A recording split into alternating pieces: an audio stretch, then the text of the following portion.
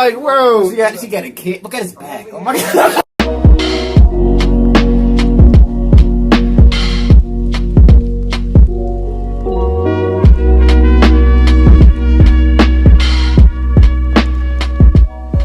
Welcome back, LBB. Today we're reacting to the simple reason why social media is ruining your life, Jordan Peterson. And it's crazy because when I was upstairs showering, right before I started showering, I saw something and it was basically a person explaining why. It was like, why would they make Snapchat, Why would it make it to where these 13-year-old kids are sending pictures and they disappear in 24 hours?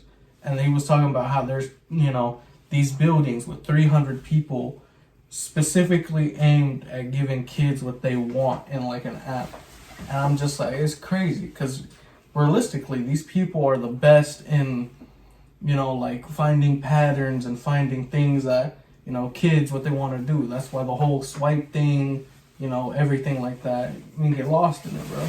Even worse when they configure AIs around this specific group type thinking, so the AI knows what particular behaviors are going to lead you to certain type of videos or whatever.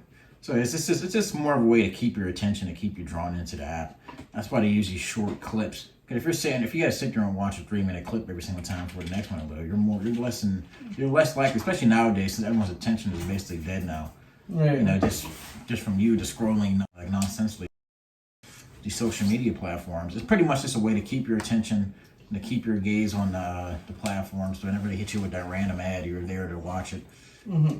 And I wonder if he's going to look at it at this perspective or from, young kids growing up and seeing people like Kim Kardashian and other highly, leveled celebrities and compare themselves to her, because I was fat as a kid, but I'm sure now people are looking at this and they see influencers or whatever and seeing how they portray themselves, like, this is how I gotta act to be funny in school. This is what I gotta do. Yeah. And it's like, I wonder if he's gonna take it in that perspective too, man. But Jordan Peterson definitely knows what he's talking about, man. Yeah, I enjoy him. Even though he's probably gonna cry at some point during this video, but I'm just joking.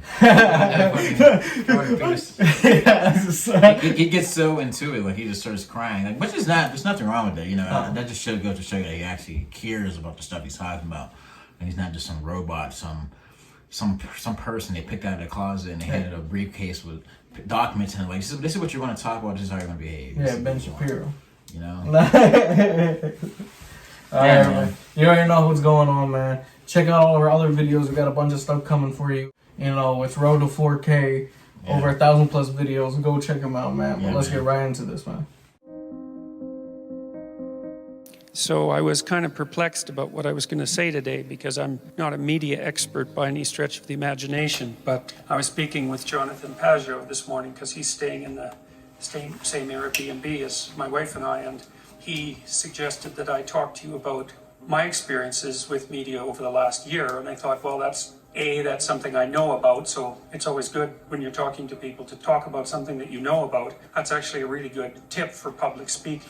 Well, it's really true. You have to remember that. You should know about 3 times as much about the topic as you need to talk about the topic. And then you have places you can go and, you can wander around a little bit and be a little spontaneous, so that's really useful. But then I also thought that makes sense because nobody knows anything about the situation with regards to the media now. And so we're all feeling our way because the technological transformations are so rapid. And, they're going to come one after the other in the next 10 years. I don't think we can even imagine what's coming down the pipes. And we're all struggling to keep up. And, we don't even know how much of the current state of more radical political polarization is actually a secondary consequence of technological transformations that we don't understand. Because I was thinking today about Facebook and about Twitter and about YouTube and about the idea that people are in an echo chamber, and I'm not really sure that's the right metaphor. I think we might be in an amplifier rather than an echo chamber. I've thought for a long time that when I'm thinking about the effect of the individual, I read something that Solzhenitsyn said at one point, and I think he was citing an ancient Christian theologian who defined the universe as a place whose circumference was nowhere and whose center was everywhere, was to be regarded as a center of the cosmos, and that we have the power that's associated with that. And I've thought about that a lot because there's something about it that's it's either obviously true or it's true enough so that we all act it out when we interact with each other, because we treat each other like conscious beings who have a destiny and who have choices and who make choices that are important and who make choices that can be good or bad or even good and evil. We all act like that, so we act that out. And I was thinking that you can think of network models in that way, you know. You can think of human beings as like 9 billion dots in a row, and there's no connections between the dots, and then you're sort of like a dust mote in the wind, and who the hell cares what you think anyways, and you don't have any impact on things. Or you can recognize that you're at the center of a networked system, and that you know 1,000 people, or you will in your lifetime, or perhaps more than 1,000 people, and then they know 1,000 people, so you're separated by one person from a million and two people from a billion. And that's a much better way to think. And we are seriously networked together. And we're networked together more now than we ever have been. And so one of the things that might mean is that the choices you make are amplified and distributed not only far faster than they ever have been, but with far more impact. And you know, one of the things that Carl Jung pointed out was that he had this idea that when science that alchemy is the root of science. In some sense, it's the dreamlike substrate out of which science emerged. And alchemy was kind of a weird admixture of religious thinking and scientific thinking, because those two things hadn't been differentiated back when there were alchemists. And Jung believed that what had happened in Europe, at least first, was that the scientific end of alchemy blew up and expanded at an exponential rate, and that led to this advanced technological civilization that we have, but that the moral dimension that was embedded in the religious symbolism didn't develop at all. And so we're in this unstable situation where far more technologically proficient than we are wise, and that's actually a big problem, because obviously the more powerful the tools you generate, the more intelligent ethically you better be, or things are going to go to hell in a handbasket very rapidly. And I had this thought, I think I shared it a little bit last night, that in the next 5 years, 6 years, we're going to develop pretty viciously intelligent AI systems, and that's already happening. They're monitoring YouTube, and they're monitoring Facebook, and they're monitoring Google, and they're trying to make ethical decisions, these AI systems. And the problem is that the ethical presuppositions of the programmers are being embedded into the infrastructure of the net. And that's a hell of a thing to think, because it means that for better or worse, we're building automated intelligences that reflect our own morality. And we better be very careful about what our morality is if we're going to automate it, because automated systems are incredibly powerful. So that's where we're at least to some degree, in terms of the new technological transformations in communication technology. It puts each of us at the center of a wide web of connections, and makes the consequences of our moral decisions much more immediately manifest to each of us. It kind of begs the question too, like, how should you behave on Facebook, and how should you behave on Twitter? I think Twitter drives me a little bit crazy. I'm on it a fair bit. I'm not sure it's a good thing, and I tend to distribute things that are alarming, let's say, in some sense. Maybe they are alarming ideologically, they're disturbing. And I was thinking about that today in preparation for this talk, and I wasn't really sure that was necessarily a good idea, because there are a lot of alarming things happening all the time, everywhere, obviously. And now we can share all of them, always, all the time. And so that...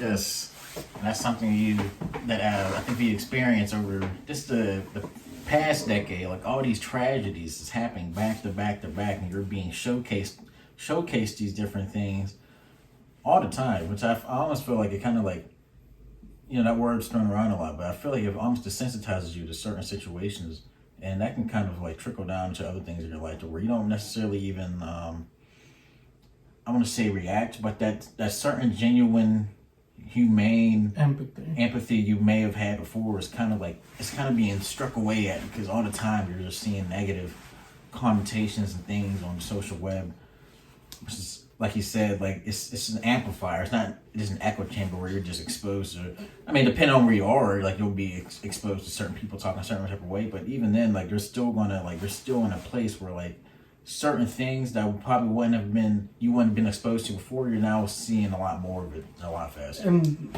I think it's also the distribution of the amount of information that's not accessible with a swipe, and the similarities between, say, an AI trying to learn as much as it can, and go into that, as your brain also swiping until it recognizes something that might be useful or something that might be enjoyable, so you get that chemical release in your brain, and you just keep continuing and doing it. It's like, I don't know. It's crazy that they're literally, like, the apps are developed to be addictive.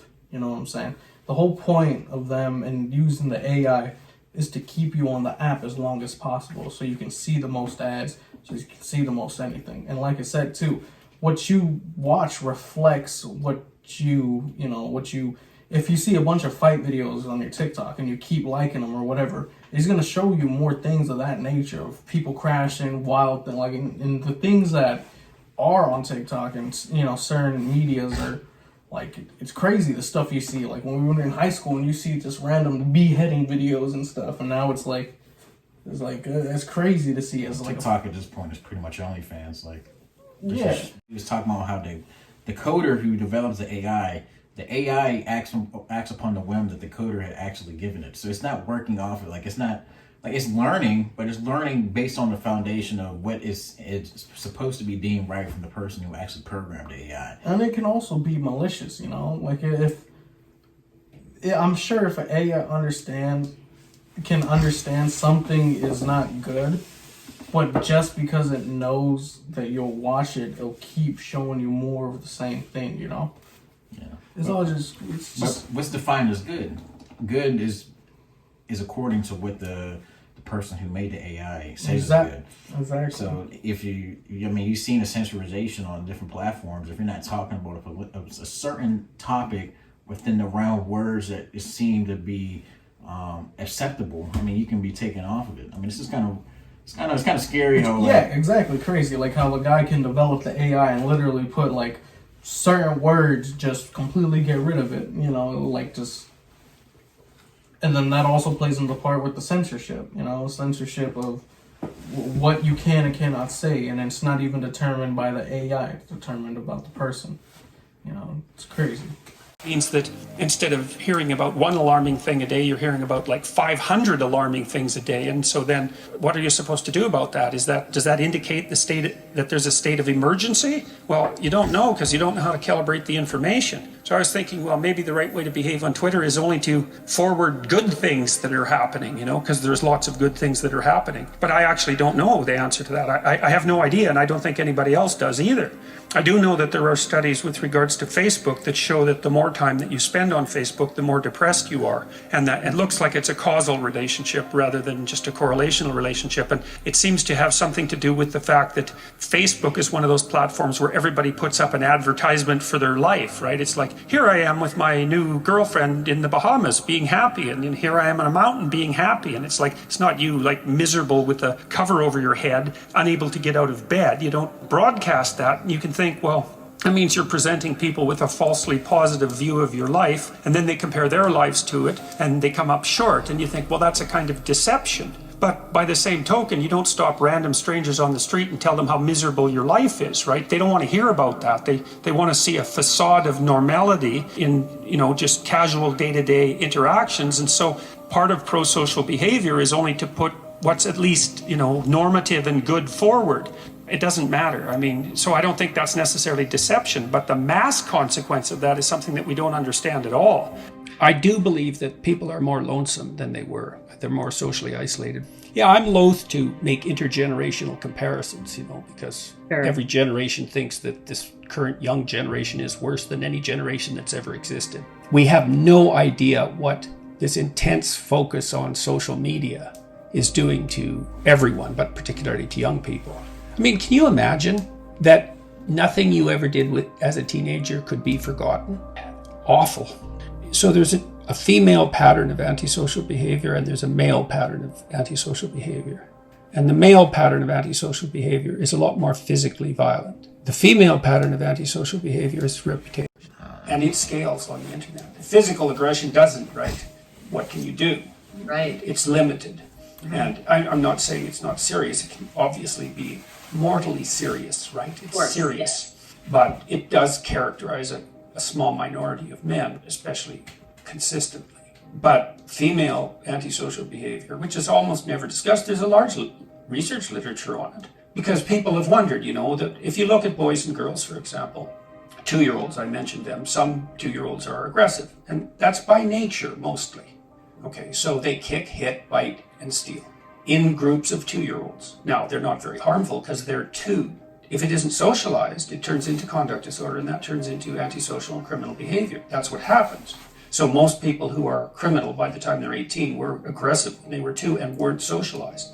Okay, so now most of those aggressive 2-year-olds are boys, if you define aggression by hitting, kicking, stealing, and biting. But the reputation destruction, that starts early with girls, and that's their form of antisocial behavior. We don't know what political manifestation female antisocial behavior will produce, because the complete immersement of men and women in the political realm is new. Obviously, the dark side of men has a dark political edge. Why wouldn't the dark side of women have a dark political edge? But I can't help seeing it. I see it. I think that's the reputation destruction that's characteristic of social media, seems to me. I mean, I saw it when girls went after my daughter, in particular when she was a teenager. Bullying on social media. They use reputation destruction, and it can be unbelievably vicious. Well, you said you've been attacked plenty online. It's also possible that, there's a large proportion of men who use reputation destruction too online. I wouldn't say that this is something limited to women by any stretch of the imagination, but I do know that those 2 patterns of antisocial behavior exist, and that one doesn't scale, so that is a relevant issue. Women are more likely to have body image problems than men. Okay, so that's the first thing. And that's likely because body morphology is more important in mating choice for women than it is for men. Men tend to prefer women who show signs of fertility. That's associated with youth and symmetry. So symmetry is very, very important as a marker of beauty. So we tend to see symmetrical faces as beautiful. Waist to hip ratio, 0.68. That seems to be relatively standard culturally, regardless of body size. That's associated with cardiovascular health and with fertility. And so there's an idealized female morphology, and any deviation from that causes upset. And women are more prone to negative emotion than men. Not anger, by the way.